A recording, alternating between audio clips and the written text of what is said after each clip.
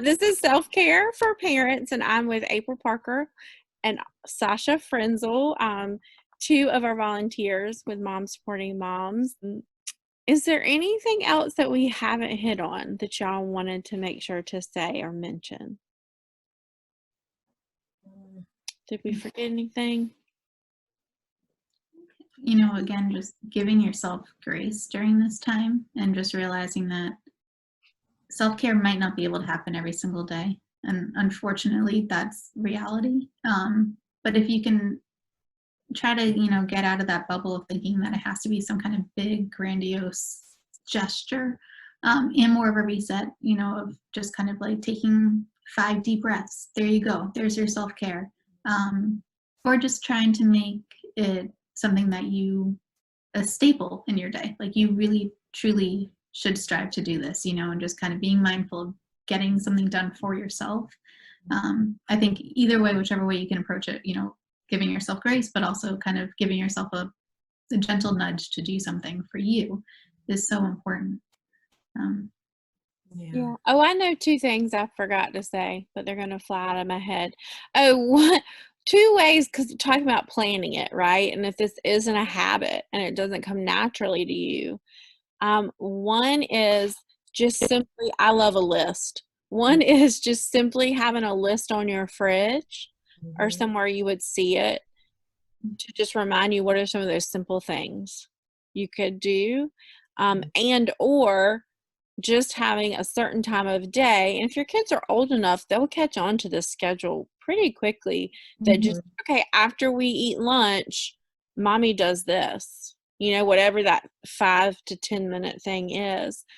So trying to schedule it as well can be a good way to start out, I think.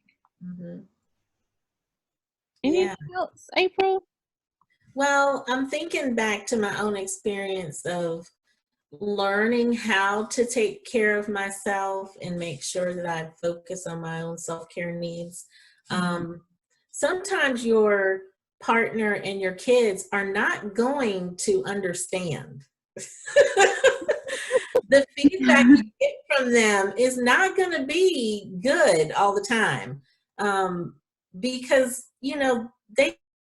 they want you all the time.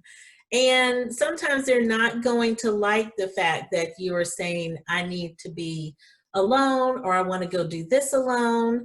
I'm taking this part of the day to do something. And they're going to give you the little faces that look like they're going to die without you. And your husband is going to look like you're moving to, the mountains or something and abandoning them. Don't worry about it. They will all live. And just do it. And that's hard. That's so hard for a lot of people. And you'll feel bad for 1 minute, but then once you start doing what you plan to do, you'll start to feel better.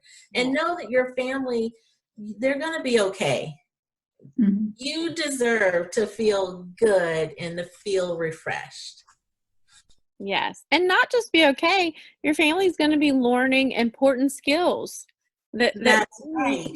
to do together without you. You're building some skills there. Think about it that way. That's right. And they will get used to it too. Just like you'll get used to doing it, they will get used to accepting it. Yes. I think I'm so glad that you said that. Because it can be a challenge and not everybody's going to be, pushing you out the door to take time for yourself. Right. Awesome. Well, thank y'all for joining me